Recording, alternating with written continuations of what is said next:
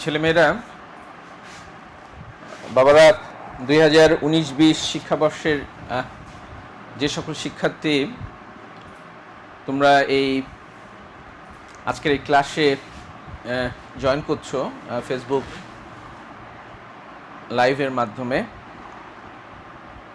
20 minute late হয়ে গেল, তাই না? প্রথমেই দুঃখ প্রকাশ করছি এই দেরিটা হওয়ার জন্য। তোমরা আচ্ছা কতজন আছে লাইভে বোঝা যাবে? একটু দেখেন তো দেখি, কিংবা সরাসরি হতে পারে কিনা, কতজন আছে আমি একটু জানতে চাচ্ছি আর কি লাইভে। আচ্ছা আজকে কিন্তু দুজন আছে। আজকে তোমার হচ্ছে ওই স্ক্রিনটা ওখানে থাকুক, ঠিক আছে? আমি একটু আজকে তোমার এটা না ওইটা দেন, আমার চেহারা প্রয়োজন নেই। ওই যে ফেসবুকে কয়জন লাইভ আছে আমি সেটা একটু দেখতে চাচ্ছি। আজকে অ্যাসাইনমেন্ট নিয়ে তোমাদের সাথে কথা বলবো। আবার প্রথম কথা হচ্ছে যে তোমাদের সাথে কিন্তু কোনো পরিচয়ই হয়নি, তাই না? যে কলেজে ভর্তি হয়েছ, তারপরে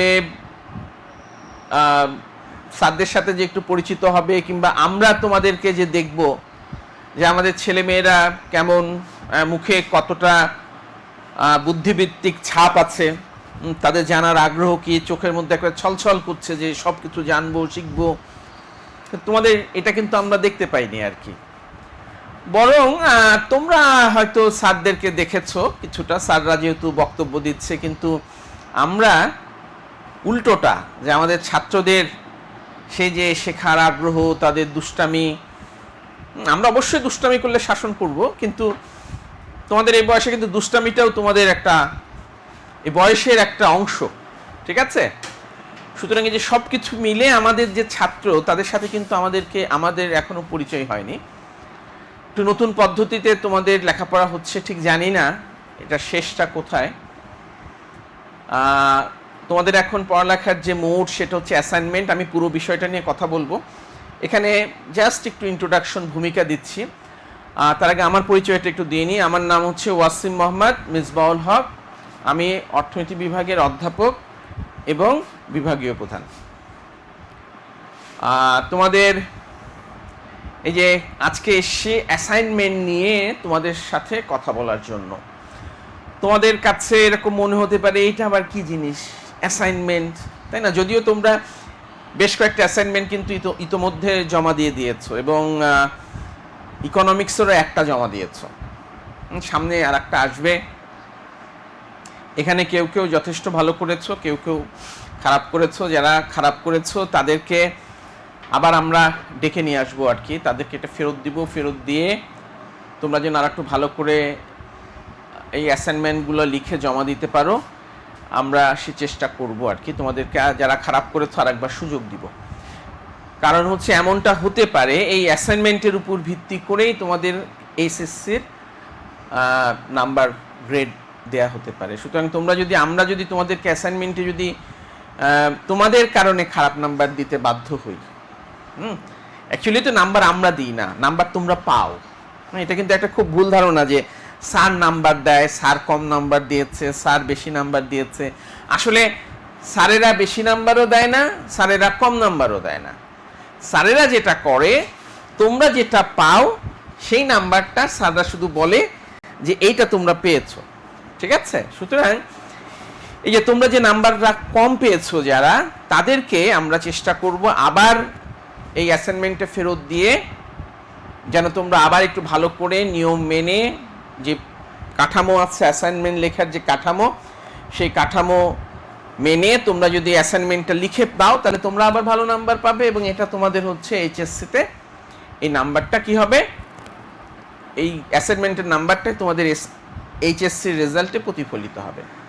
সুতরাং তোমাদেরকে কিন্তু অ্যাসাইনমেন্টের ব্যাপারে খুব সিরিয়াস হতে হবে। এখন আসো অ্যাসাইনমেন্টের বিষয়ে একটু কথা বলি। তোমাদের কিন্তু অনেকের মাথার মধ্যে আছে যে অ্যাসাইনমেন্ট এটা কি একটা লেখাপড়া হলো, হ্যাঁ এটা দিয়ে লেখাপড়া করলে কি হয় নাকি? খুব মজার কতগুলো ইন্টারেস্টিং কৌতূহলপ্রদ কয়েকটা তথ্য তোমাদেরকে বলি। সেটা হচ্ছে যে উন্নত বিশ্বে এবং বাংলাদেশেরও যে সকল ইংলিশ মিডিয়াম স্কুল আছে, তাদের কিন্তু 3/4 থেকে অ্যাসাইনমেন্ট লিখতে হয়। এবং অ্যাসাইনমেন্ট কিন্তু একটা জানার জন্য, যে কোনো একটা বিষয়ে জানার জন্য অ্যাসাইনমেন্ট খুব ভালো একটা পদ্ধতি। কারণ এই পদ্ধতিতে একজন শিক্ষার্থীর লেখাপড়ার সংক্রান্ত মানে লার্নিং যেটাকে আমরা বলি, বিদ্যা অর্জন সংক্রান্ত যতগুলো ডাইমেনশন আছে, মাত্রা আছে, অ্যাসাইনমেন্টের মধ্য দিয়ে কিন্তু সবগুলোই একটা শিক্ষার্থীর মধ্যে এটা বিকাশ লাভ করে। যেমন ধরো যে বিদ্যা শিক্ষার ক্ষেত্রে কোন কোন মাত্রা আছে, একটা হচ্ছে যে ওই বিষয়টা তোমার জানা, যে বিষয়টা নিয়ে তুমি অ্যাসাইনমেন্ট লিখবা সেই বিষয়টা সম্পর্কে তোমার একটা ধারণা হওয়া। দ্বিতীয় হচ্ছে অ্যাসাইনমেন্ট লেখার জন্য তোমাকে বিভিন্ন সোর্স ভালো করে লিখতে চাও, যেহেতু তোমাকে সার্চ করতে হয়, আইদার তুমি ইন্টারনেটে যাবে, নাহলে তুমি বিভিন্ন বই পড়বে, বিভিন্ন সোর্সে যে তথ্যগুলো তুমি দেখবে। ফলে কি হচ্ছে, কোন কোন সোর্সে এই বিষয়ে লেখা আছে, কে কেমন লিখেছে সেই সম্পর্কে তোমার একটা ধারণা হবে, এবং তোমার একটা তুলনামূলক কিন্তু একটা বুদ্ধিভিত্তিক একটা ধারণা ডেভেলপ করবে, যে সেটা হচ্ছে কি, যে এরা এইভাবে বলেছে, এরা এইভাবে বলেছে, তাহলে আমি তো এইখানে এটা খুব ভালো মতো লেখেনি, কারণ আমি বুঝতে পারিনি, কিন্তু এ ভালো মতো লিখেছে, আমি বুঝতে পেরেছি, তাহলে এ ভালো মতো লিখেছে, বুঝতে পেরেছে, কেন এর লেখাটা আমি বুঝলাম, কারণটা কি, আর এর লেখাটা কেন বুঝলাম না। তুমি কিন্তু তখন তুলনা করতে আরম্ভ করবে। যখন তুমি তুলনা করতে আরম্ভ করবে তখন কিন্তু তোমার ব্রেন কাজ করতে আরম্ভ করছে, আর কি গণিতের মতো তুমি একটা ধাঁধা সলভ করছো। হ্যাঁ, তোমার ব্রেন কিন্তু কাজ করছে, তোমার ব্রেন কিন্তু বসে নাই, অ্যাক্টিভ হচ্ছে তোমার ব্রেনটা, ঠিক আছে। খুব ইম্পর্টেন্ট বিষয় কিন্তু এটা লেখাপড়া বিদ্যা অর্জনের। তাহলে তুমি যখন পড়ছো একটা ধারণা হচ্ছে, সেই সাথে আর একটা কি ঘটনা ঘটছে, তুমি অ্যাসাইনমেন্টটা ভালো করে লিখবে। সুতরাং তুমি যে বিভিন্ন সোর্স থেকে, উৎস থেকে তুমি যখন এই সম্পর্কে তথ্য সংগ্রহ করছো, তখন তোমার মধ্যে কিন্তু একটা তুলনামূলক বিষয় কাজ করা আরম্ভ করেছে। হ্যাঁ, যে কোনটা ভালো, কোনটা মন্দ, এটা কেন ভালো না, এটা কেন মন্দ না, এটা ভালো কেন হলো, কি বৈশিষ্ট্য আছে, তুমি সবগুলো বিষয় কিন্তু তুলনা করতে থাকছো, এবং যে যত তুলনা করতে থাকবে তার ব্রেন তত কাজ করতে থাকবে, এবং সে আলটিমেটলি তত বেনিফিটেড হবে। তাহলে অ্যাসাইনমেন্টের দুইটা সুবিধা পেলাম। একটা সুবিধা কি, তোমার ধারণা হচ্ছে যে বিষয়ে অ্যাসাইনমেন্ট লিখবে সেটা। দ্বিতীয় হচ্ছে তুমি তোমার বিভিন্ন সোর্স সম্পর্কে ধারণা পাচ্ছ, কোথায় এই বিষয়ে আছে। তৃতীয় সেটা হচ্ছে যে এই সোর্সগুলোর মধ্যে তুমি তুলনা করতে পারছো, কোনটা ভালো কোনটা খারাপ সেটা তুমি জানতে পারছো, ঠিক আছে। তাহলে কোথায় কোথায় আছে সেটা সম্পর্কে তোমার একটা ধারণা হচ্ছে, কেন ভালো কেন মন্দ এই তুলনামূলক একটা প্রক্রিয়া কাজ হচ্ছে, এবং আর একটা কি হচ্ছে, তোমার এই সম্বন্ধে ধারণা হচ্ছে। তারপরে চতুর্থ বিষয় যেটা অ্যাসাইনমেন্টের একটা ভালো দিক, সেটা হচ্ছে তুমি এটাকে লিখছো, রিপ্রোডিউস করছো, তুমি যেটা জানছো সেটাই কিন্তু হলো না। তারপর তুমি যখন লিখছো তোমার নিজের মতো করে লিখছো, তার মানে এই যে প্রডিউস করার একটা জিনিসকে তুমি যা শিখেছো সেটাকে তুমি সুন্দর করে প্রডিউস করে তুমি হচ্ছে সেটা উপস্থাপন করছো, এর মধ্যে দিয়েও কিন্তু তোমার আর একটা কোয়ালিটি ডেভেলপ করছে। দেখো তোমাদের বাসায় তো রান্না হয়, মা রান্না করে, কখনো বোন রান্না করে, কিংবা মেয়েরা যদি হয়, হ্যাঁ বড় বোন রান্না করে, কিংবা ধরো ফুপু রান্না করে, খালা রান্না করে, কখনো বাসায় যে কাজে সহায়তাকারী যে হচ্ছে আমরা কি বলবো, কাজের সহকারী হিসাবে যাদেরকে আমাদের বাসায় তো অনেকে আসে কাজ করে, তারা হয়তো রান্না করছে। সকলের রান্নার স্বাদ কি সমান? সকলের রান্নার স্বাদ কিন্তু সমান না। কারো রান্নার স্বাদ ভালো হচ্ছে, কারো রান্নার স্বাদ একটু খারাপ হচ্ছে। এই যে একই জিনিস, কারণটা কি হচ্ছে, একই তরি তরকারি মাছ মাংস একই জিনিস তো সে রান্না করছে, কিন্তু সেটার আউটপুটটা স্বাদে ভিন্ন হচ্ছে কেন? কারণ হচ্ছে যে কে কিভাবে এই রান্নাটা তৈরি করছে। আর আমরা যখন অ্যাসাইনমেন্টের কথা বলবো তখন এই অ্যাসাইনমেন্টটা আমরা কে কিভাবে লিখছি বা উপস্থাপন করছি।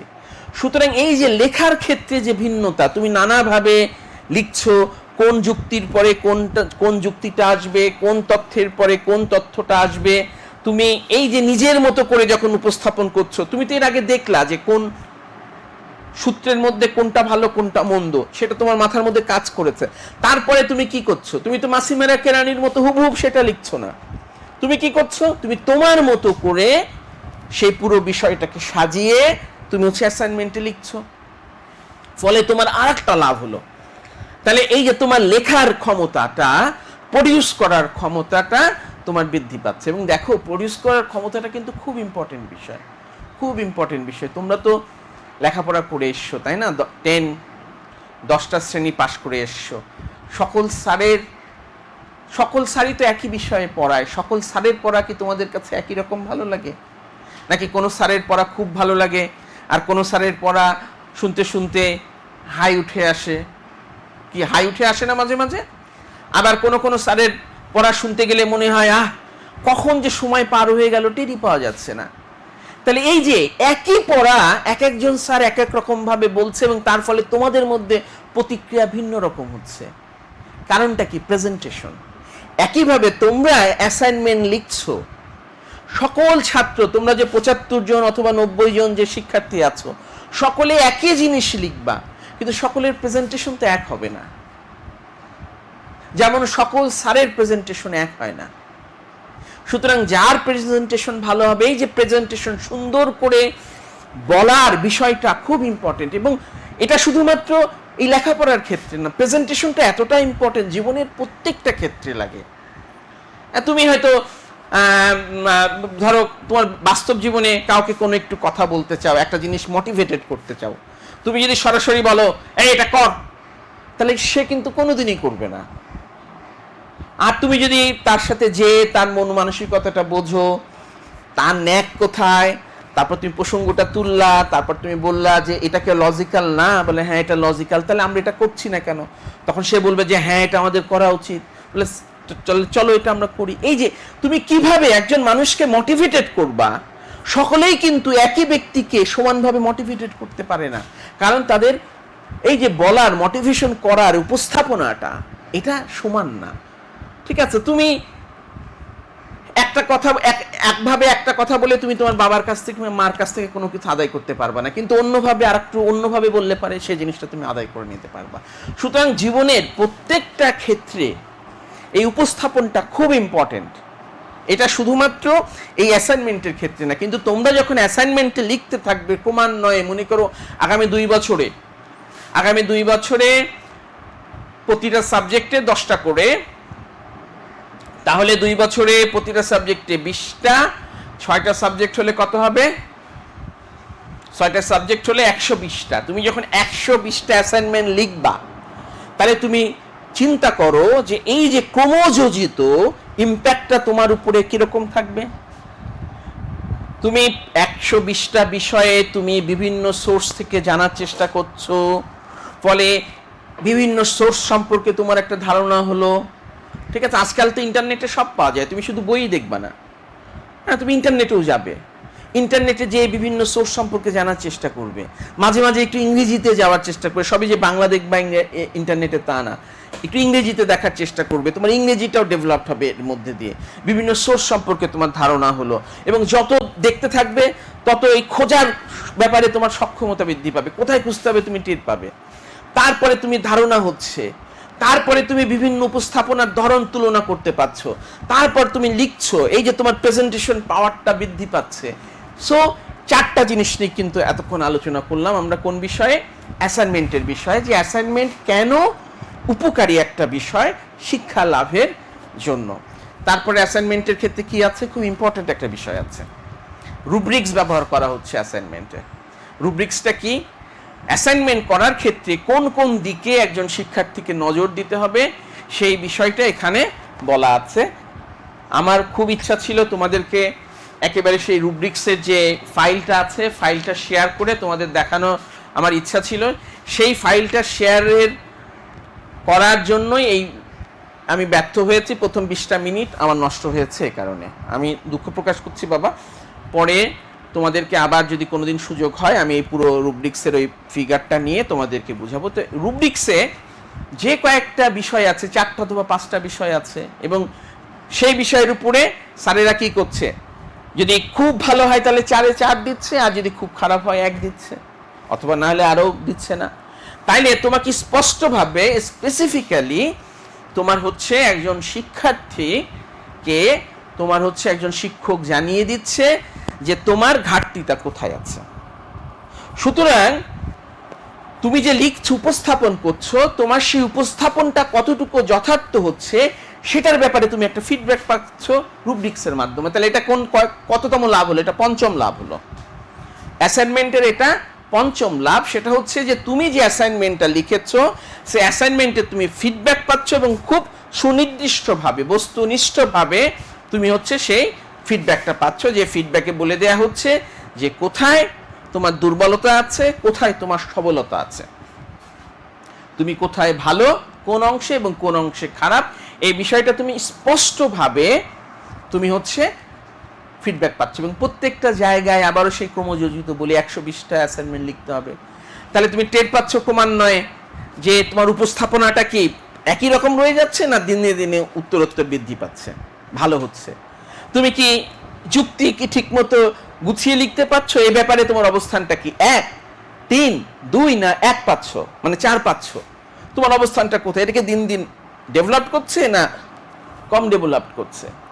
ঠিক আছে, এর ফলে টিচারের সাথেও তোমার একটা ইন্টারাকশন হবে, স্যার এটা কেন ঘটছে, টিচারের সাথে একটা সরাসরি সম্পর্ক গড়ে উঠবে। এবং এই ফাঁকে আর একটা লাভ আছে, একটু বলি তোমাদেরকে, সেটা হচ্ছে জবাবদিহিতা। শিক্ষকদেরও কিন্তু একটা জবাবদিহিতা বৃদ্ধি পাবে অ্যাসাইনমেন্টের মাধ্যমে। কারণ একজন শিক্ষক তোমাকে রুব্রিক্সে নাম্বার দিচ্ছে, কোথাও 1 দিচ্ছে, কোথাও 3 দিচ্ছে, তখন তো বলতে হবে যে স্যার আপনি এটা আমাকে কেন খারাপ দিলেন, স্যার এটা আমার কেন খারাপ হলো। তো স্যার তখন বুঝিয়ে দিবে। মনে করো যে কোনো স্যার খুব রাগের মধ্যে আছে, মনে হলো দুরু কি লিখছে 1 দিলাম, আসলে সে পাবে 3। স্যার কিন্তু তখন আর সে রাগ করে 1 দিতে পারবে না, কারণ তখন স্যার মনে করবে ইয়াল্লাহ এ ছেলেটা তো এসে আমাকে জিজ্ঞেস করবে স্যার আমাকে এখানে 1 দিলেন কেন। কারণ শিক্ষকদেরও কিন্তু একটা অ্যাকাউন্টেবিলিটি এই রুব্রিক্সের মাধ্যমে ডেভেলপ করবে। তাহলে আমি এ পর্যন্ত অ্যাসাইনমেন্টের 6টা পয়েন্ট বললাম, আবার আমি প্রথম থেকে বলি, ঠিক আছে, যেন বারবার এই পয়েন্টগুলো বলছি এই কারণে যেন তোমাদের মাথার মধ্যে পয়েন্টগুলো ঢুকে যায়। প্রথম কথা, অ্যাসাইনমেন্টের মাধ্যমে যে বিষয়ে অ্যাসাইনমেন্ট হচ্ছে সেই বিষয়ে তোমাদের একটা ধারণা হচ্ছে, তোমাদের একটা জ্ঞান লাভ হচ্ছে। দ্বিতীয় বিষয়, অ্যাসাইনমেন্ট করবার জন্য তুমি বিভিন্ন জায়গায় বিভিন্ন ধরনের বই এবং হচ্ছে বিভিন্ন সোর্সে কিংবা বিভিন্ন জনের সাথে আলাপ করছো, ফলে বিভিন্ন সোর্স সম্পর্কে তোমার একটা ধারণা হচ্ছে। 3, এই যে বিভিন্ন সোর্সের মধ্যে তুমি একটা তুলনা করতে পারছো, তোমার মধ্যে একটা তুলনা করবার একটা কোয়ালিটি, একটা যোগ্যতা বৃদ্ধি পাচ্ছে। 4, তোমার উপস্থাপনা, একটা বিষয়কে যা কিছু অনেক কিছু তো তুমি জানলা, তুমি তো সব লিখবা না, তোমাকে তো এর মধ্যে গুছিয়ে সুন্দর করে সামান্য লিখতে হবে। কারণ যারা অনেক লেখে তাদের লেখা কিন্তু ভালো না, এবং কখনোই অনেক লেখা যাবে না, এটা কিন্তু খুব ভালো মতো মাথায় রাখতে হবে। যারা মনে করো যে পৃষ্ঠার পর পৃষ্ঠা লিখে একেবারে শেষ করে দিবা, তারা কিন্তু ভালো নাম্বার পাবে না, ঠিক আছে। বরং যা কিছু পড়েছো সেটাকে সবচেয়ে সুন্দর করে, সবচেয়ে গুছিয়ে, সবচেয়ে সারসংক্ষেপ করে তোমার হচ্ছে লিখতে হবে আর কি, উপস্থাপন করতে হবে। এবং সংক্ষেপে লেখাটা কেন ইম্পর্টেন্ট আমি একটু পরে একটু বলবো, পঞ্চম পয়েন্টটা বলে নিই, এটা হবে। তারপর হচ্ছে তোমার পঞ্চম এটা গেল চতুর্থ বৈশিষ্ট্য, যেটা অ্যাসাইনমেন্টের। পঞ্চম বৈশিষ্ট্যটা কি বলেছি? পঞ্চম বৈশিষ্ট্য হচ্ছে তুমি বস্তুনিষ্ঠভাবে তুমি তোমার অ্যাসাইনমেন্টের ফিডব্যাক পাচ্ছ, কোথায় খারাপ হচ্ছে, কোথায় ভালো হচ্ছে। কারণ প্রতিটা অ্যাসাইনমেন্টকে 4-5টা ক্রাইটেরিয়ার আলোকে ব্যাখ্যা করছে, তোমার উপস্থাপনা, তোমার গোছানো, হ্যাঁ, তোমার মূল বক্তব্য কতটুকু আছে, তোমার লজিক বিভিন্ন সাবজেক্টে হয়তো বিভিন্নভাবে আছে। আমি আবারও বলে নিচ্ছি, আমার এটা দেখানোর আজকে ইচ্ছা ছিল কিন্তু আমি ব্যর্থ হয়েছি, আমি সরি ফর দ্যাট বাবা, দুঃখ প্রকাশ করছি আবারও। তাহলে এই হচ্ছে যে তুমি একটা বস্তুনিষ্ঠ ফিডব্যাক পাচ্ছ। ফিডব্যাক খুব ইম্পর্টেন্ট জীবনের জন্য, ঠিক আছে, জীবনের জন্য ফিডব্যাক খুব ইম্পর্টেন্ট। কারণ মানুষের মধ্যে একটা অদ্ভুত ধারণা আছে যে সে খুব ভালো, তার কোনো ভুল নাই, হ্যাঁ, এটা একটা মানুষের অদ্ভুত ধারণা।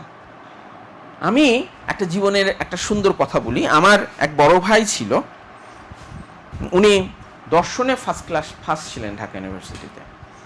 আমি তখন তোমাদের মতোই ছাত্র, কিংবা ছাত্রত্ব সবে মাত্র বের হয়ে, সবে মাত্র ইউনিভার্সিটি পার হয়ে তোমার হচ্ছে চাকরি জীবনে, শিক্ষকতা জীবনে ঢুকেছে। তা আমার বড় ভাই উনি হচ্ছে জাহাঙ্গীরনগর ইউনিভার্সিটিতে শিক্ষকতা করছে, উনি ফার্স্ট ঢাকা ইউনিভার্সিটির দর্শনে। আমি তখন ওনার সম্পর্কে আমার একটু জানার আগ্রহ আছে। তা আমি ওই রাজশাহী জাহাঙ্গীরনগর ইউনিভার্সিটির কয়েকজন শিক্ষার্থী আবার আমার কলিগ, তখন আমি যে কলেজে চাকরি করি, আমি জিজ্ঞেস করলাম যে এক্স ভাই উনি কেমন পড়ান? তো বলছে যে স্যার যে কি বলে কিচ্ছু বুঝি না, স্যার গুছিয়ে বলতে পারে না কথা। অথচ আমার ধারণা ছিল যে স্যার খুব ভালো বলে, কারণ কিছুদিন আগে আমার সেই ভাইয়ের সাথে দেখা হয়েছিল। আমি বললাম যে কেমন লাগছে পেশা? বলছে অসাধারণ, আমাকে ছাত্ররা খুব পছন্দ করে, আমার ক্লাস তারা খুব ভালো মতো এনজয় করে, এবং আমি যেহেতু সে আমার পছন্দের ব্যক্তি, আমি তার সাথে অনেক সময় কাটিয়েছি এবং সে ঢাকা বিশ্ববিদ্যালয়ের ফার্স্ট ক্লাস ফার্স্ট, সুতরাং আমি তো এটা বিশ্বাস করলামই এবং আমার খুব ভালো লাগলো। কিন্তু পরে যখন ওনার শিক্ষার্থীরা, ছাত্ররা যখন আমার কলিগ হিসেবে বললো স্যার কি পড়ায় আমি কিচ্ছু বুঝি না, তখন আমার মনে হলো যে এরকম কেন? এবং শুধু এটা না, জীবনের অসংখ্য ক্ষেত্রে দেখেছি, যেমন সবাই বলে যে আমি খুব ভালো, হ্যাঁ আমার খুব ভালো ধারণা, কিংবা মনে করো যে আমরা মিসগাইডেড হই। অনেক সময় হয়তো আমার 90 জন ছাত্র 3 জন এসে বললো যে স্যার আপনি আজকে যে পড়ালেন আমার খুব ভালো লেগেছে, কিন্তু আমি এই 3 জন ছাত্রের উপর ধারণা করে নিলাম যে আমি খুব ভালো পড়াই, কিন্তু আমার আরো 87টা স্টুডেন্টের মতামত কিন্তু আমি জানি না। তো নানাবিধ কারণে মানুষ এই ভুল করে। সুতরাং তোমাদেরও, এই শিক্ষকদের কথাটা এই কারণে বলছি, তোমাদেরও মনে হতে পারে যে তুমি যে অ্যাসাইনমেন্টটা লিখেছো সেটা অসাধারণ, খুবই ভালো, কিন্তু তুমি যখন ফিডব্যাকটা শিক্ষার্থীর কাছ থেকে পাবে, অন্য একজনের কাছ থেকে পাবে, তখন তুমি দেখছো যে তোমার ধারণার সাথে বাস্তবতার পার্থক্যটা কতটুকু, কোথায় কোথায় এই পার্থক্য আছে।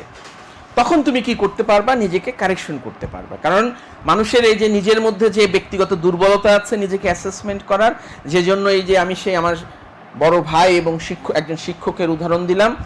সুতরাং এই উদাহরণটা এই কারণে দিলাম, একজন শিক্ষকের কিংবা আমার বড় ভাইয়ের সমালোচনা করার জন্য না। আমি উদাহরণটা এই কারণে দিলাম তোমাদেরকে বোঝানোর জন্য যে নিজের সম্পর্কে অনেক ভালো ধারণা থাকতেই পারে, কিন্তু এই ভালো ধারণাটা কতটুকু বাস্তবসম্মত, বস্তুনিষ্ঠ, সেটা তুমি যখন অ্যাসাইনমেন্টের ফিডব্যাক পাবে রুব্রিক্সের মাধ্যমে, তখন তুমি যথাযথভাবে জানতে পারবে।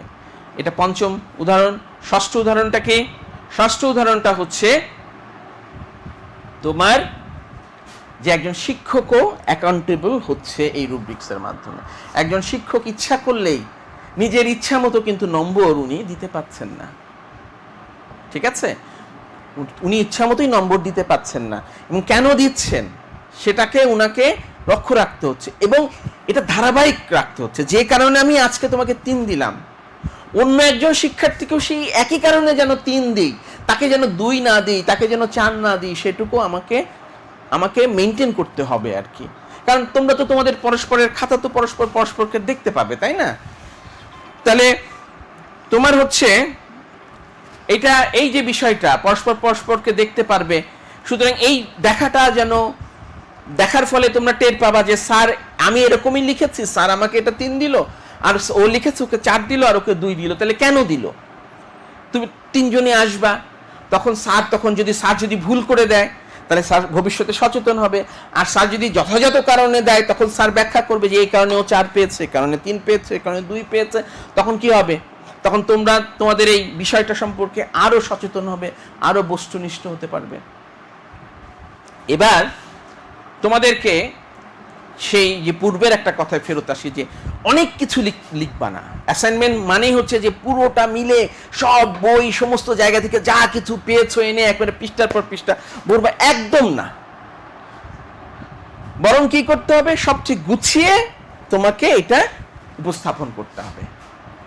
উপস্থাপনের বিষয়ে আমি একটা গল্প বলবো, কিন্তু তার আগে সংক্ষিপ্ত আকারে গুছিয়ে লেখার একটা বিষয় ব্যাখ্যা করি, শোনো।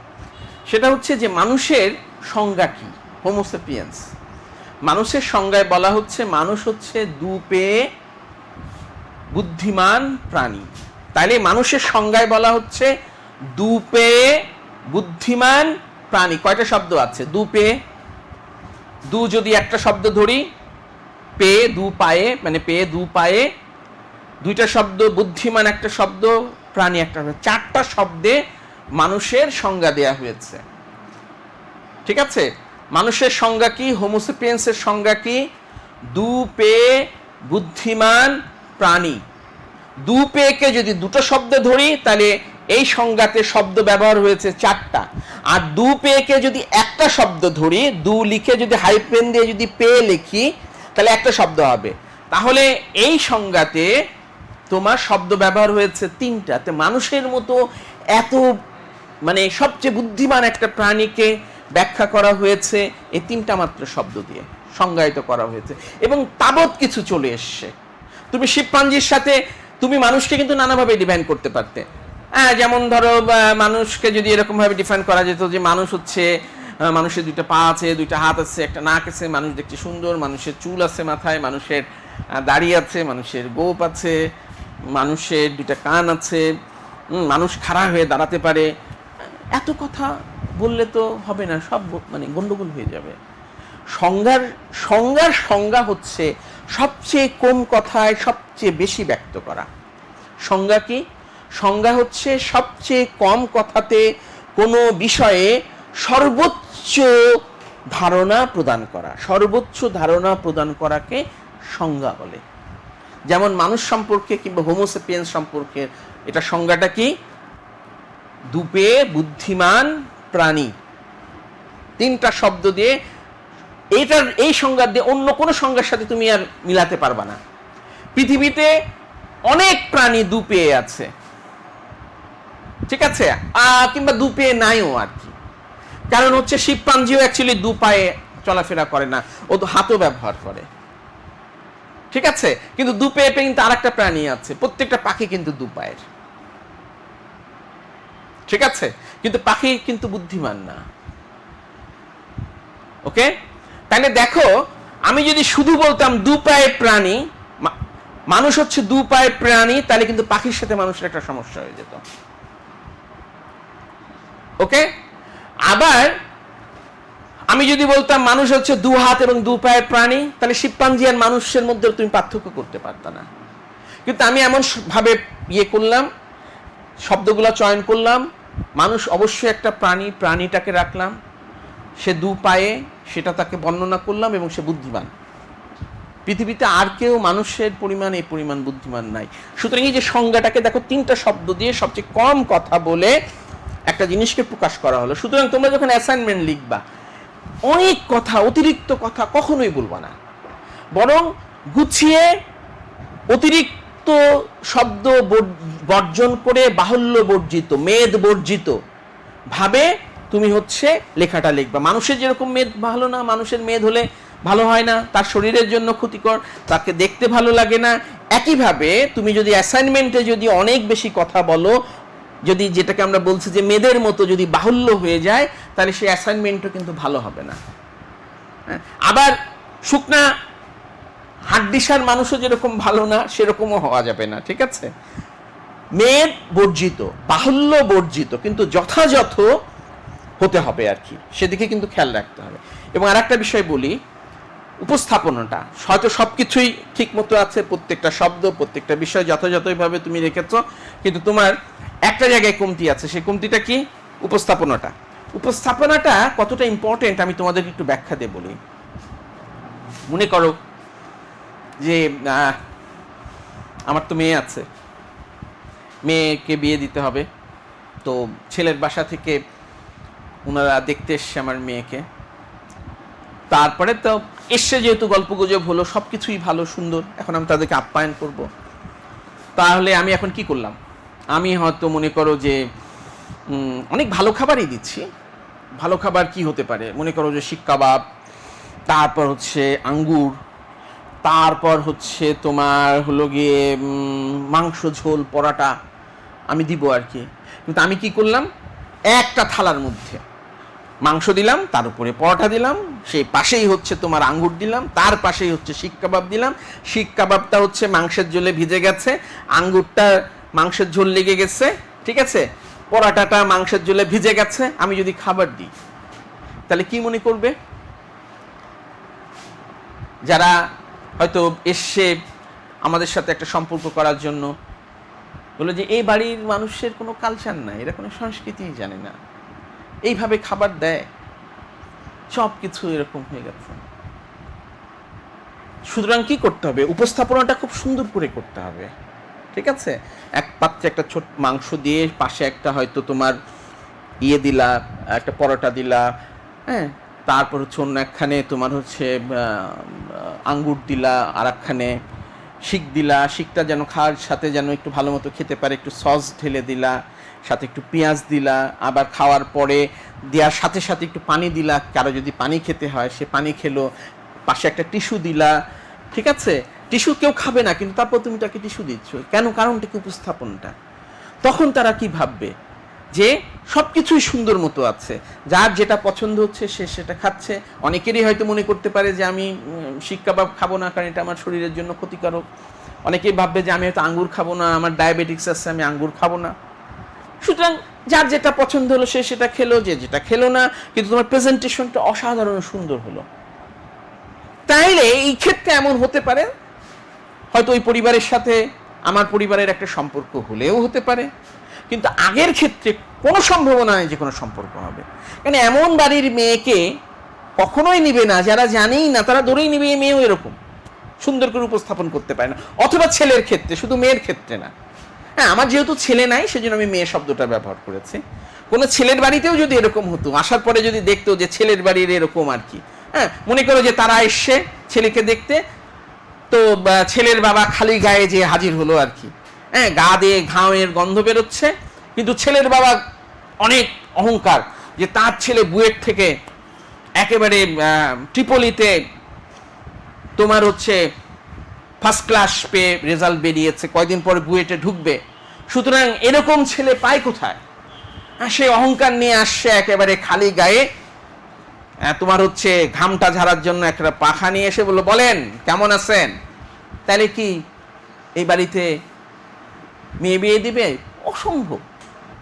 তা ধরেই নিব যে আমার মেয়ের সাথে খারাপ ব্যবহার করবে। সুতরাং উপস্থাপনাটা জীবনের প্রত্যেকটা ক্ষেত্রে, আমি কিন্তু প্রথমেও বলেছি, প্রত্যেকটা ক্ষেত্রে উপস্থাপনা খুবই প্রয়োজনীয়। তুমি কিভাবে উপস্থাপন করছো তোমাকে, ঠিক আছে? এই উপস্থাপনাটা শিখতে হবে।